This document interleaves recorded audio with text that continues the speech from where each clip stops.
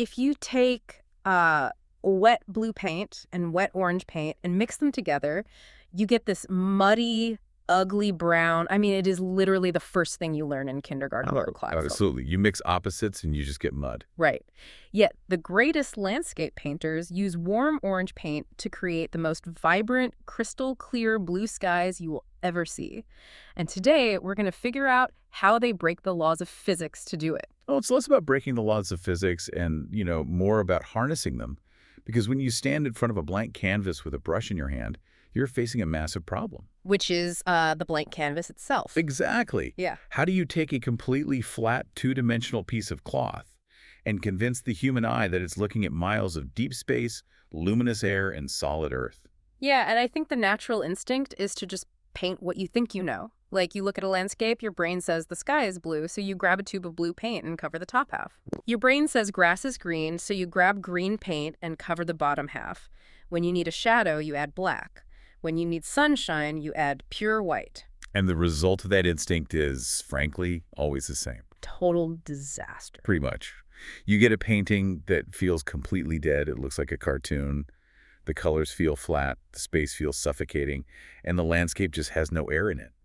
Nature simply does not work with pure, flat pigments straight out of a tube. Which perfectly sets up the mission for our deep dive today. When you look at the methodologies shared by Group Reim, you see a completely different approach to this problem. They outline a process that corrects this beginner mistake before a single drop of actual color touches the canvas. It really is a profound shift in visual logic. It is. We are going to explore the acrylic techniques of Laura Palacios, and her approach fundamentally changes how you understand an image. Because her method refuses to start with blue skies or green grass. The entire process begins with the underpainting, which is often called a grisaille. Right. Before Maestra introduces any cool colors to her palette, she builds the entire landscape using only warm earth tones. Umbers, siennas, rich browns. I noticed this in her process, and it genuinely confused me at first. Like, why spend hours painting a landscape in brown when you're just going to cover it all up with green and blue later? Well, see, you're not covering it up. You are building a skeleton. At this stage, she is entirely focused on mapping out volume and light. So she's just asking, where is the sun? Yes. Where is the sun? Where are the deepest shadows? How do these three-dimensional forms actually exist in space? She is removing the distraction of color to just solve the math of the lighting. Okay, for anyone listening who produces music, think of this underpainting as laying down your bass line and your drum track. Oh, that's a good way to put it. Right. You don't start building a song by throwing in complex, shiny synthesizer solos right away. You need the rhythm section first. If that underlying bass line is out of key or off tempo, the entire track eventually collapses, no matter how baneful the melody on top is. I will actually take that analogy a step further. If the underpainting is the rhythm section, you have to hit record and finalize that track completely before adding the melody. There's a non-negotiable rule in this phase of painting. It has to dry. It has to be bone dry before you move on. Because if it's still wet when you add the blue sky, you physically mix the blue and the brown together. And you create wet mud. By letting it dry, that earth tone foundation becomes an anchor. It breathes through all the subsequent layers you're going to apply. It establishes the history of the painting, and that history needs to remain structurally sound. Got it. So let's follow that logic into the sky. The foundation is locked in and dry. Now, the sky is the most ethereal part of the landscape. It isn't a solid object, it's an atmosphere. Right, it's literally just air and light. Exactly. So I assume the next step for La Gran Artista would be to finally bring out the blue paint. But she doesn't. She reaches for Naples yellow, which is this dull, warm orange. She mixes it with a warm white and paints this yellowish-orange base right over the sky area. Which seems crazy. It really does. Why put warm orange into a sky that needs to end up a crisp, clear blue? To understand that, we have to introduce the concept of glazes. A glaze is a highly thin, transparent layer of paint. If you take opaque blue paint and apply it directly over a stark white canvas, it looks completely artificial. Blue is inherently a cool, receding color. It lacks life on its own. It just looks icy and flat. Exactly. But a real sky is illuminated by a massive star, the sun.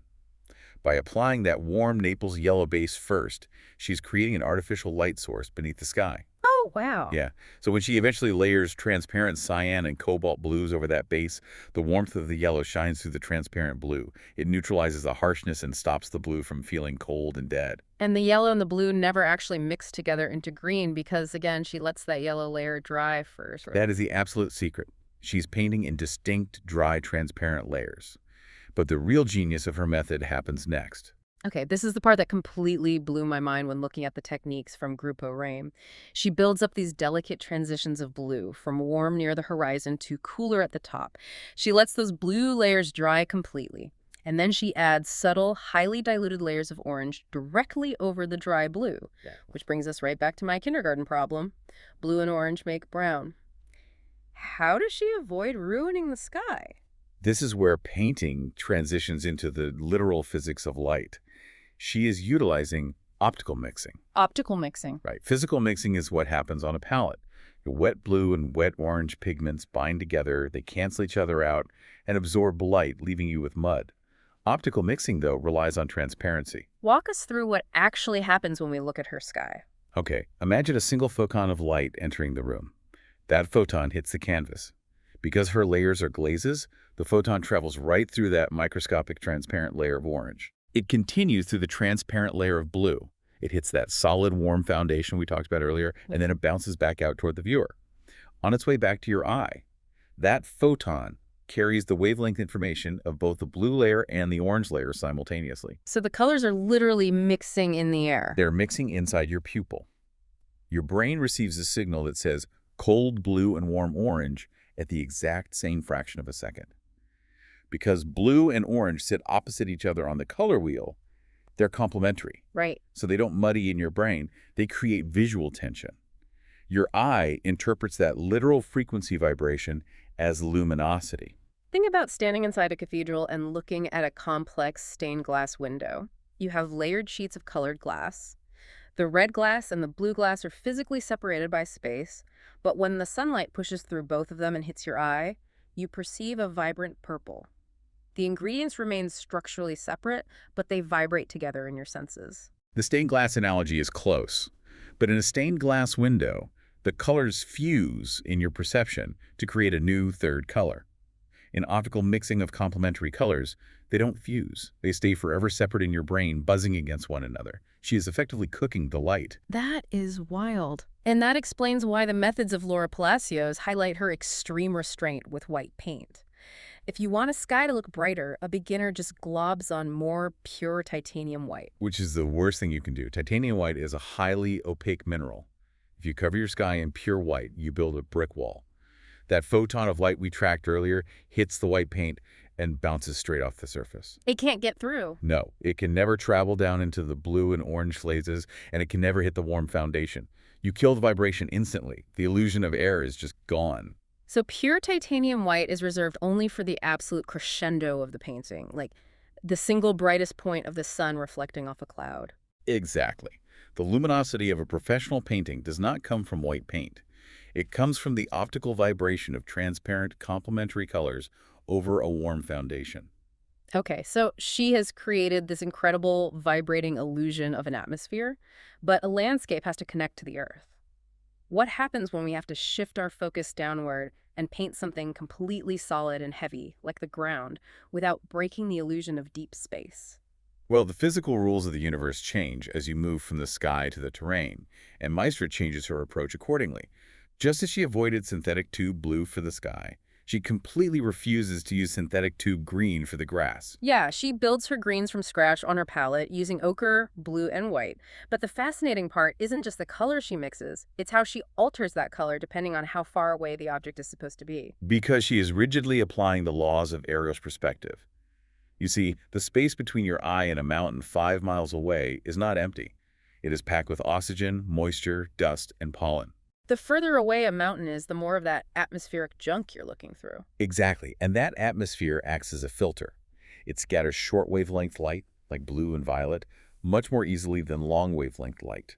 This means the further away an object is, the cooler and lighter it appears.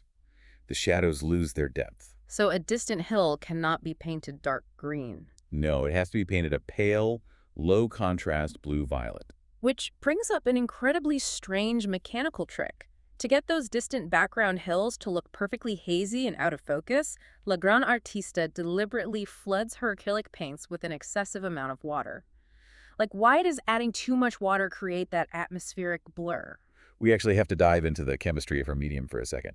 Consider what acrylic paint actually is. It's not like oil paint. Acrylic paint consists of microscopic pigment particles suspended in a polymer emulsion. Wait, let me pause you. So acrylic paint is basically just liquid plastic floating in water. Fundamentally, yes.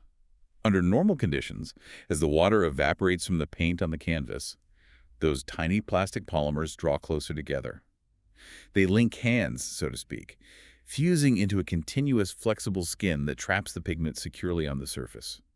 That skin holds a sharp, defined brushstroke. So what happens when she floods it with excess water? She pushes those polymer binders too far apart. When the water evaporates, the polymers are just too distant to link hands. The structural integrity of the paint fails completely. It literally cannot form a skin. But if the plastic skin fails, where does the pigment go? It sinks. It bleeds directly into the microscopic fibers of the canvas primer. It behaves almost like a watercolor wash. Because it lacks a binder, the paint physically cannot hold a hard edge. It organically blurs. That is absolutely brilliant. She intentionally causes the chemical binder of the paint to fail so that it mimics the optical blur of atmospheric perspective.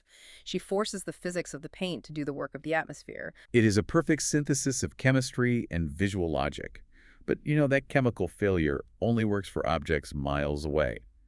As the landscape rolls forward toward the viewer, the optical blur has to stop. Because of how human vision works. Right. Human beings have binocular vision. Our two eyes allow us to perceive minute depth, shadow, and texture up close. The eye demands extreme sharpness in the foreground. If the foreground is blurry, the whole illusion of distance collapses. And this explains the sudden change in her tools. For the sky and the distant hazy mountains, the process uses soft sponges and wide, gentle brushes.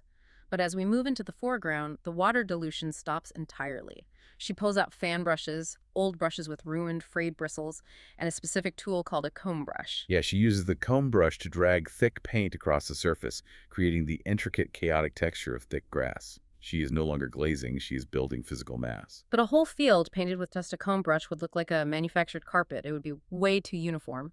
And nature is never uniform.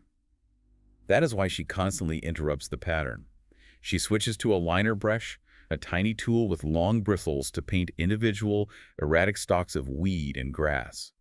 She creates a visual rhythm that stops the eye from getting bored. I noticed an important detail about how she handles color in this foreground stage, actually. She never mixes her colors on the canvas itself. Never.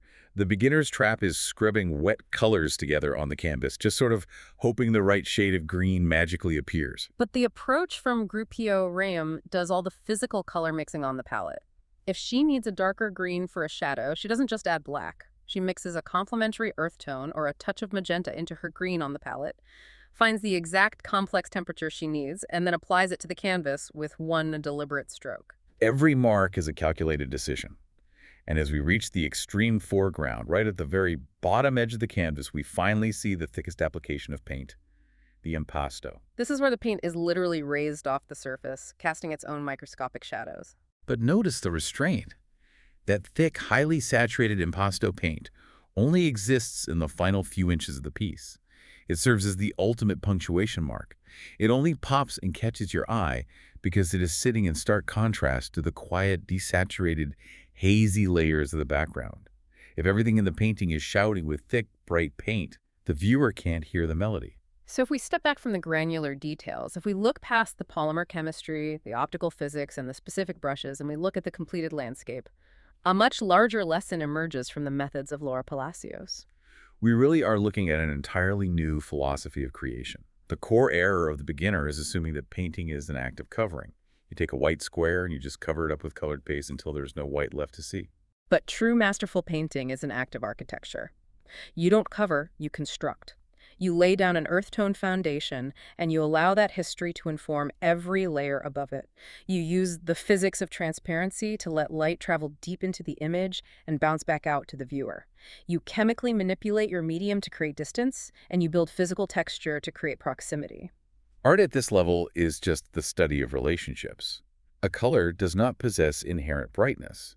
It only looks bright because of the dark, subdued color sitting right next to it.